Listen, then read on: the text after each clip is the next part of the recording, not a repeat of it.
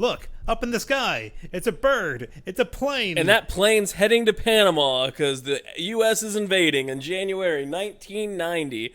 We're going to overthrow the government of Panama because that's what we do. No, Jeremy. This is not a history podcast.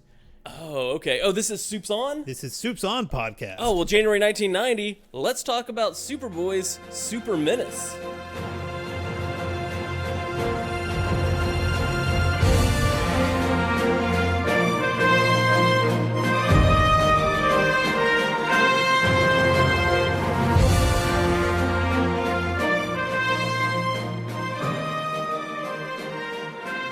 Alright, so today we watched Superboy's Super Menace. Super Menace. And what a freaking fun episode. Way more fun than I had expected, because we had watched an episode of Superboy before, the pilot, well, not the pilot, the first aired episode. Yeah. From season 1, and it was such a fun romp in the 80s, but I didn't really expect much from this episode, the third and final entry in our Red K trilogy. That's right. Turned out to be way more fun. And I have to say, so we watched this on Amazon Prime, and the description said that Red K turns Clark apathetic. Such a misleading description, folks. Misleading. Apathetic maybe about certain things, but this is by far Clark not giving a fuck. Oh my god, this was so great. There's a difference between apathetic and not giving a fuck. Yeah, for sure. This isn't Smallville Clark living out his base desires.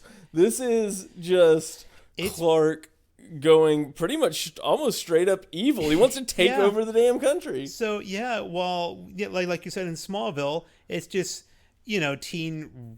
teen rebel Clark. Yeah. And Lois and Clark, it was like, it's whatever, Clark. I need to talk to a therapist. I want to talk to my therapist. And this is like, I want to rob a bank, Clark. Well, I mean, Smallville Clark robbed a bank too. No, he borrowed a credit card. No. In the season 3, yeah. But he did eventually. But he also did that, I think, under the influence of Morgan. Anyway, it's tangent over. Yeah, this is definitely Clark just like, this Clark cared about two things: money and babes. Money and babes, for sure. And I will say, this is all on Superboy. At the very beginning of the episode, how trusting and naive is this Superboy? Superboy, it's fine. Come on in. We have this kryptonite that can kill you. But now it's red, so just come on in. Yeah, trust me, Superboy. It'll be fine. Now, this is where the Superboy comes into play. The boy in the name. I don't think Superman... Well, I don't know. I like to think Superman wouldn't fall for this, but we've seen some Superman things where he's dumb as shit. For sure. He might have at some point. I do have to say, I love that they're saying we need to make it so it doesn't give off the deadly, rays that affect you while harnessing its radiation. It can't be that fucking radioactive. You got two people in there without any sort of suits on or anything. Obviously not giving out that much radioactive power. I don't think at this point that they've even touched upon the fact that maybe prolonged exposure might... Because I remember in the comics, Lex Luthor lost a hand or whatever, but that was over time because he wore a ring. Yeah. This is just... you can stand around the Green K rock for like a few minutes. You're going to be fine. You might be sterile. Yeah. that's about those it. Scientists don't need to reproduce anyway. Yeah. The last thing we need is more Smarties. Exactly, with their lasers. And if the original pilot, which I think was like the 5th aired, if Lana had been more successful, this episode wouldn't have... No, I take it back. This isn't Superboy's fault. This is Lana's fault. She was protesting, no lasers, no lasers, no lasers. And what happens? A laser turns green kryptonite red. Yet again, you can trace it all back to Lana. To Lana Lang. Being a kind of a... She wasn't really that much of a bitch in this episode. It was... No. She didn't... do what Superboy told her to do, so that's kind of being a B word. Yeah. Maybe she wasn't a Capricorn, so she didn't have to do. Maybe not. I just loved it straight from the beginning. It's like, I have these powers. Oh, wow, okay, I'm going to crush your hand. Yeah. And then, so getting into efficiency a little bit, like at the very beginning, Clark comes through the door, and I'm like, this is great. Just because there's so much times when he doesn't go through a door, when there's a door right there. And then, of course, right after the Red K, he doesn't give a fuck. Heat vision the wall, and then just bust through that. Heat vision, he's like, I'll make my own door. Great contrast there. Yeah, I will say that I don't think he really hurt that guy's hand as much as it was implied, because his cast was just a woolen mitten. Maybe That or the army has really shitty doctors in that world. on that particular base, the medics weren't that great. They're like, just put a mitten on it. It'll be fine. Yeah, and while you're up, can you get that tray of cookies from the oven, please? Yes, thank you. With your injured hand, with your crushed hand. There you go. I love it. Oh, go ahead. Sorry. Well, I love it when they got to the dorm, when it's Clark in his dorm room with his roommate, who I think is named Alex, but I didn't really catch that. Did you hear what was said right as he walked in from somebody out in the hall? Oh, yeah, somebody's like, chill out, Clark. Yeah, someone goes, whoa, Clark, lighten up. Implying that Clark just did something awesome in the hall, and we didn't get to see it. I want to see the deleted scene. We have some off-screen awesomeness. We're deprived of this. But I love in the dorm room, which I don't think Lana actually lives there with him. She was visiting. Yeah, she was just hanging out with Alex or Andy or... I think I read his name was Alex, which Alexander Luthor, maybe? No, it's just Alex. It's just Alex. There's a poster of Superboy. Yeah. On the wall. And I thought at first, like, it makes sense. His roommate's really into Superboy. But then, I mean, this is evil Clark, so you never know. But Clark puts his stuff there, implying that was his desk that the poster was hanging over. So Clark's just a big fan of Superboy. It's like, yeah, I think he's the shit. Yeah. What's not to like? And you know he's badass when he walks into that dorm? He walks straight to the fridge, grabs some milk, and chugs it. Yeah. Lana, his roommate, they're talking to him. What does he say? Nothing. He doesn't need to say anything because he's a badass. Another example of super silent treatment. Yes. Not the first time we've seen this. Well, first time I've seen it in the Superman animated series when he had the super silent treatment for Lex. Yeah. That was in part 3, and I never saw it. That's true. Still to this day. And then I love just in there him just like his roommate making the comment and him just like, get him out of here, Lana. Like Lana's the bouncer for their dorm room. He just orders Lana Lang like, get my roommate out of here. Like, maybe subconsciously he's like, I still can't give away that I'm Superboy and can easily toss this fool. I think it's more like a power trip thing. It's like, Lana, get him out of here, Lana. But at least the military realized that what they did was wrong. Yeah. And they came up with a fail-proof plan to stop him. And when the doctor at the asylum said, this was the best plan you came up with, I expected the general to say, best plan? This was the first plan. Or something that's like the only plan. You Yeah, know? for sure. They stopped thinking. They're like, why don't we just give that Metallo guy some kryptonite? I did love the actor who played Metallo here. I also loved how he kind of looked straight at the camera at a few different points in the episode. Breaking the fourth wall. I thought he was like just so good. Yeah. I love he's like cheesy, hammy, just right exactly what you want him to be. And I love that at the beginning he's just like tucked into bed like it's lullaby nighttime. He's like, what do you expect me to do? I can't even stand up or anything. Oh, you're giving me the power. Like, trust me, I'm a robot under here. Yeah, I swear. We don't have the costume quite ready yet. So for this scene, I'm going to be under a blanket. But And when you saw him in full costume, you're like, y'all still don't have the costume ready. That looked like such homemade bullshit that he was wearing. I do love how this is a very timely episode because this was essentially a Suicide Squad. Yeah. Where they're going, and you know what? Maybe Amanda Waller learned a thing or two from this general. She learned to put neck bombs in her criminals. True, because they kind of let Metallo just roam freely. Yeah, they're just like, well, we trust this supervillain. He's not gonna betray us. Why would Metallo ever do this? I know. I'll take a bazooka, even though we know he can go toe to toe with Superman. I'm sure this bazooka can stop him. And the guy, he was handling that bazooka with an injured hand. All he had was an oven mitt, and that was about it. That's pretty impressive, actually. I didn't even think about that. That's I think his props. Wasn't his name General Swan or something? The name Swan was used mildly interesting. Perhaps Swan, this is Virgil Swan? This may have been Virgil Swan. If you can fact check that, supesonpodcast@gmail.com. I do have to say, when I saw Superboy walking out of that bank with that money, all I was thinking is, Superboy, please don't drink and drive. We don't want you to be fired like the last Superboy. Yeah, this is the season 2 Superboy who stayed around for the remainder of the series. Yeah, Christopher Gerard. So the first time I actively remember seeing this particular actor playing Superboy, I gotta say, I think I like him better. Oh yeah, he's much better. Sorry, season 1 Superboy. Sorry, I know you listened to every episode of our podcast, and you were hoping for some praise, and we let you down. But if you want to be a guest on Supes On, come on, we'll praise you all day while you're here. I mean, we will pay you in milk cartons. That's it, because you need to lay off the booze, lay off the sauce, Superboy. I did think that when they're having the thing and Metallo's going too far, like they shoot him with the bazooka, like and it hit him in the metal part. Like a pistol and shooting him to the head would have worked so much better. Yeah, the rest of him's a robot that wears slacks, apparently. Yeah. But his head, it's all human. You just shoot him in the fucking face. Just, come on. This is the dumb army. Yeah. Back in the 80s. The dumb army was confronted by the dumb Superboy and Metallo, who, he flies them over to the base and then lands outside the gate. Like, you're flying to the base. You can land on the other side of the gate. I love it when they decide to do this weird team up. Grab the gate together. They grab the electrified fence. They after you. Let's do it together. And then they kind of both get electrocuted. Apparently, Superman's slightly weak to electricity in this. It's maybe world. Another weakness that Metallo could have exploited.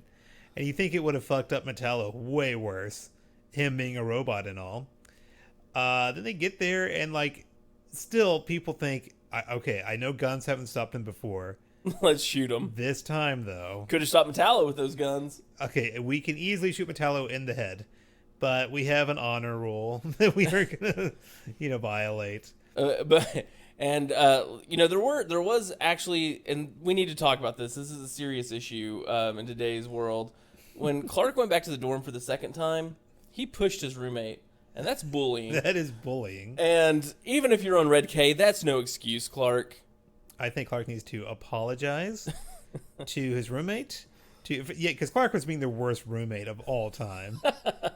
And they're just like, oh, he must really be upset about Superboy. He's sitting over there shouting, money and babes, money and babes. He's just in earshot of his roommate, and he's watching the news that's my money. That's my money. Yeah, Clark's really taking this Superboy turn really badly. Money and babes, money and babes. I don't know what's gotten into him. It feels like we're just going to have, I want a Supes On t-shirt that just says money and babes. Money and babes. I can't believe that Clark almost went so far. He almost killed a goldfish. He almost killed a goldfish. He almost killed a person in the army who was in a tank. However, Lana, who was, I'm assuming, at the military base to pick up soldiers, didn't freak out over him throwing the thing. Oh my God, you might kill this person. Oh, I need to help him. But with the goldfish, she's like, "Are you crazy, you monster?" She's like, "Don't cross that line, Clark." You can never come back from killing a goldfish. Yeah, why was Lana just randomly at this military base? Did she kind of hear that Superboy was there? Because, it's not too far-fetched to think that Superboy and Metallo were on this path of destruction and crime. They're just kind of going from place to place. But they met up at the military base. It showed Metallo walking up and Superboy flying in to meet him. I like to think it was a time jump, and they'd already kind of established. Because how else would Lana I'll tell you how. She's not a Capricorn. She doesn't do what authority figures tell her to do. And when Superboy told her the night before to get out of here, there's other broads, she stayed, and she eavesdropped on their plan. Had to have been. And you know how I know this?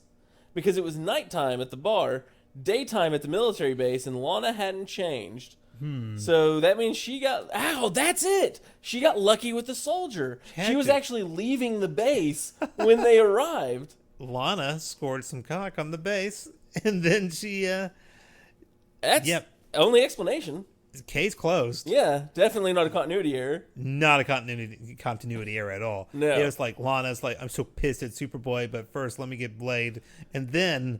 Only then will I stop Metallo and Superboy. I did like how at the bar they didn't have Superboy drink. They do not want Superboy to drink. It's bad. I'm sure not after all the controversy. No. He's like, "Give me a bottle. Here's some Jack. Here you go, Metallo. Here you go. I won't drink this shit. I won't drink this. I'm just going to come and put my arm around you." That's how he's evil enough to purchase alcohol. He didn't purchase it. No, that's right. He demanded it. Yeah, Superboy does not purchase shit when he's on Red K. So it's not stealing because he asked for it, and he was given it. Gave it to him. Yeah, I bet you the same thing happened at the bank. So if we go to a bar right now and we demand the bartender give me a bottle of your top shelf alcohol, and they do it, there's no transaction here. Oh yeah, I'm sure. If you go to a bar and you say, "Hey, give me a Grey Goose and Red Bull," and they do, and then you try to walk out without paying for it, you tell me there's no consequences. Yeah, I mean, I'm just saying, like, but you're no Superboy. I can be. Okay. With lasers. I will be a season 1 Superboy. I will. There will be some drinking involved.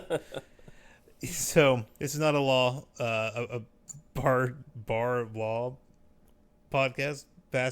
Raising the bar. Raising the bar.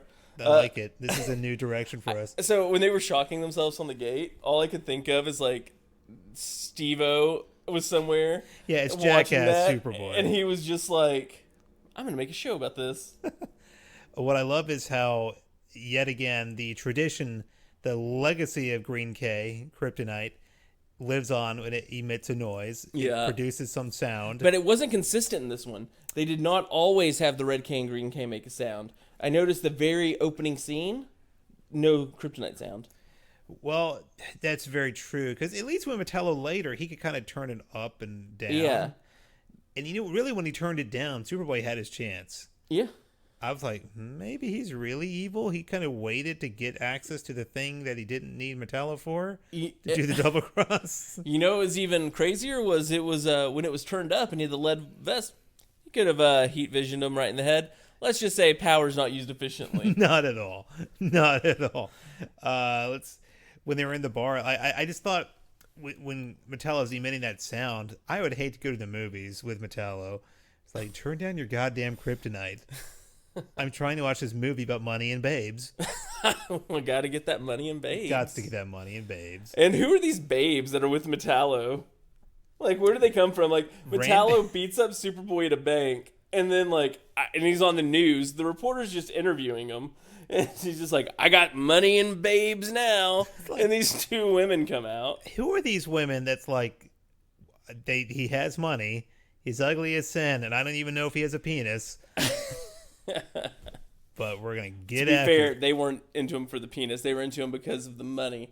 Because you got money. They kind of go hand in hand. Yeah. Yeah, metal hand in hand. Metal hand in hand. So, powers. Before we go to powers, one thing to talk about.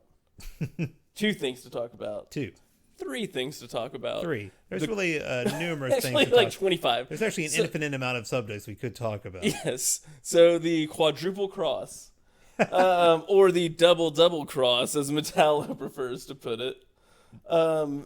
Very just ill-conceived. Like, so many times he could have taken down Metallo before then. It's like Superboy's like, I guess I was going to double cross you eventually, so might as well do it now. Now is as good a time as any.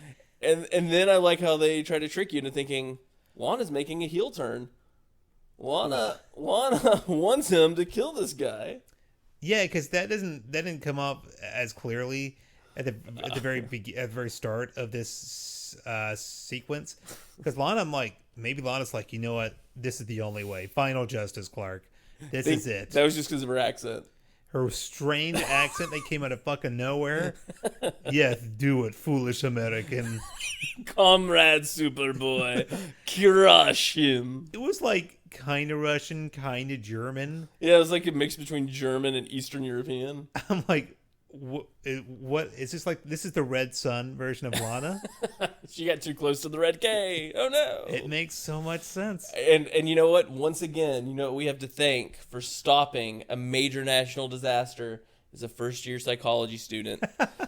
Thank you, first-year psychology students, for spreading your messages everywhere. Right. Now, if only we can just spread her message about no more lasers. No more lasers. Come on, guys, seriously. This isn't the character Jon and Jeremy talking. This is the real us saying, no more lasers, America. Except for laser pointers. Those are fun. And laser tag. Yeah, laser tags are good, too. Just don't get it in your eye. That's big. No, what's the big deal? You go a little blind. Actually, don't get it in your eye. It's just good advice for um, all types of professions. Except for if you get chemicals in your eyes, please use an eyeball wash station nearest you. Yeah, use a ball washer.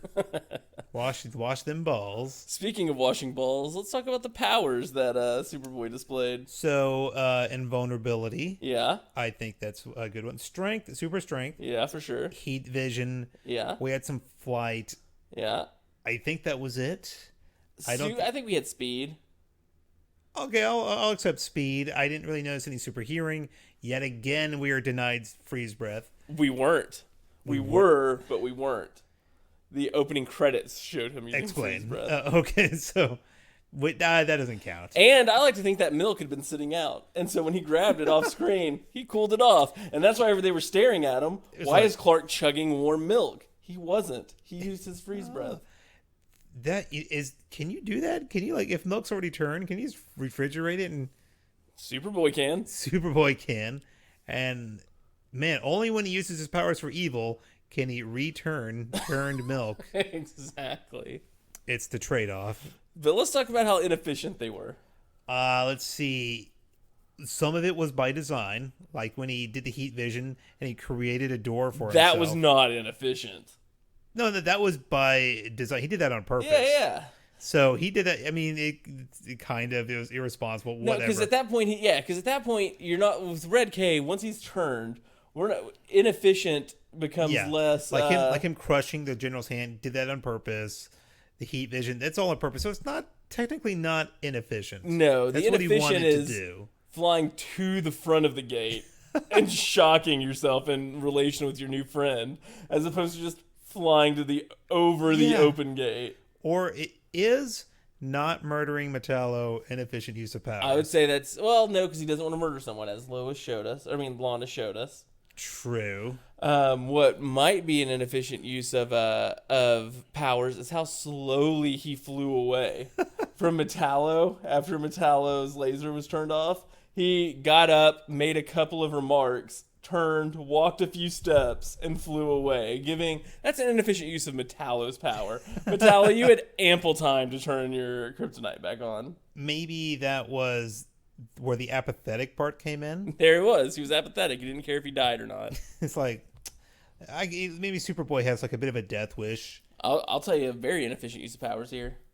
He lightly shoved his roommate for talking shit about Superboy. He should have slammed that roommate down and made him never forget you don't talk smack about Superboy. Yeah, you better take that anti-Superboy shirt the fuck off right this second. You obviously made really quick before the scene started. Maybe he just showed up on set. It was black gaffer's tape. It was gaffer's tape around a regular Superman shirt. A lot of the budget went to that costume on Metallo, which looked like it's made out of plastic. For sure. I actually have a fact and or stat about this episode. Let's hear it. The title, Super Menace, which I thought was just a cheesy 80s thing. Yeah. It's actually a cheesy 60s thing. Interesting. Explain, please.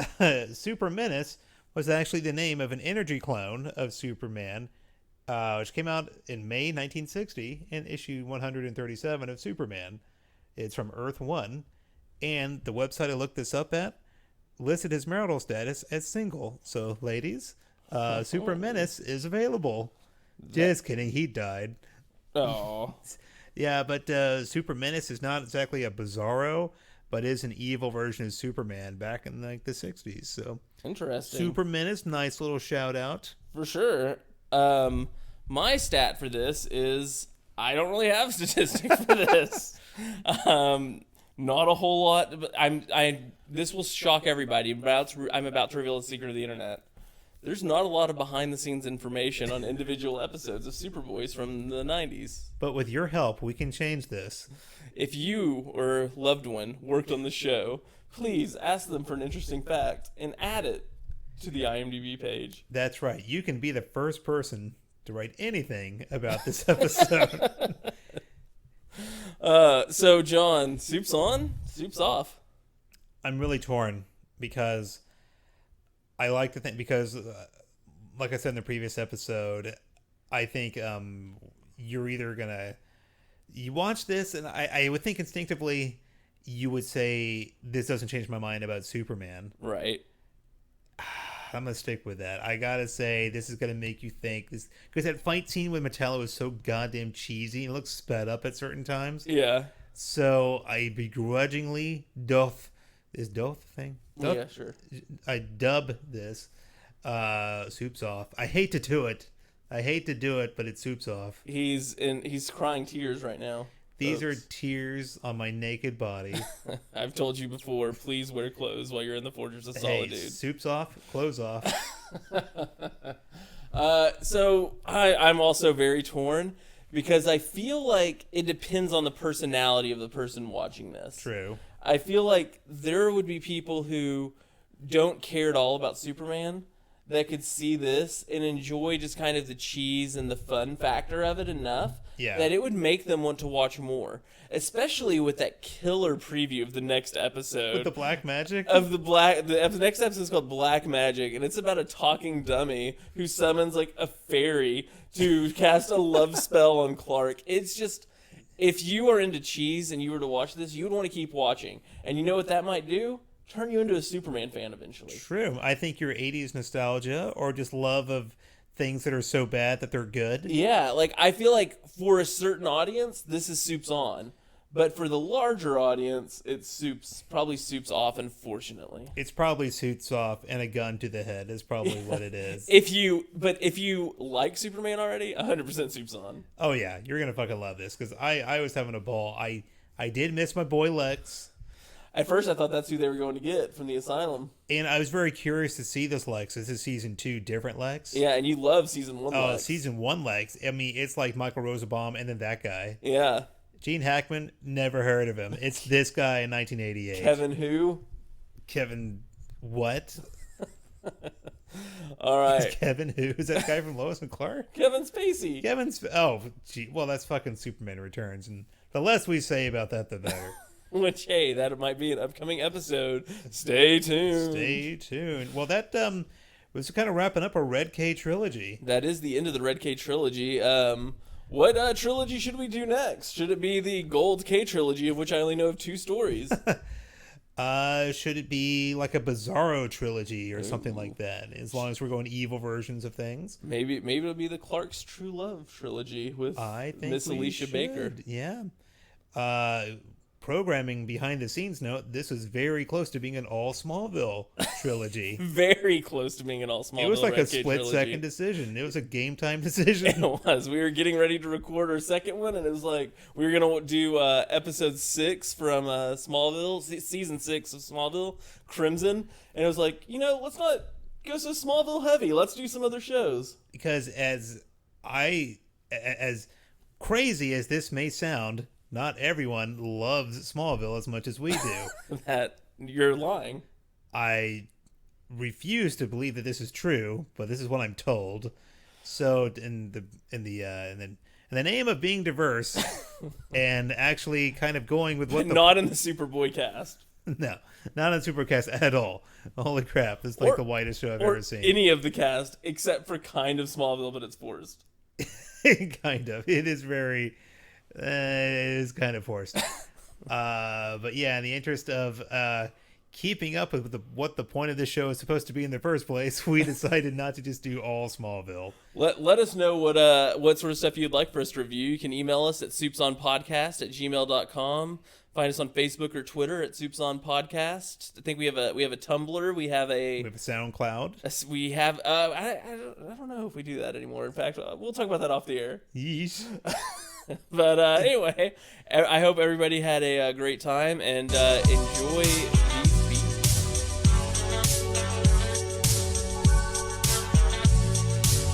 Superboy helps the military complex. Why? Use lasers to help Superman survive? Green K now red. What have we done? Fear. Wait, Superboy's fine. No harm done. Cheer. Why go through the wall? The door's right there. Mad. Superboy's gone crazy, giving us a scare. Sad. stealing and robbing, and wait, what's that? Damn. Now Clark Kent's giving his roommate crap? Man. Being a bully, drinking milk from the cart? Rebel. Now they're giving a psycho a brand new start? Swell. Oh my god, Metallo's not obeying. Joining up with Supes, the tide is swaying. Nothing can stop them, not even praying. What could they want? Is this a ruse? Kinda, sorta, they want babes and foos. Supes put them down, wanna turn them around. A brand new start for the show all around. All day, every day, high on that red K, checking out chicks with my x-ray, calling out Metallo, Clark acting shallow, money, babes, milk from the carton, can't quit the shit that I'm starting, gonna go home with Lana Lang, tell my roommate to scram so we can bang.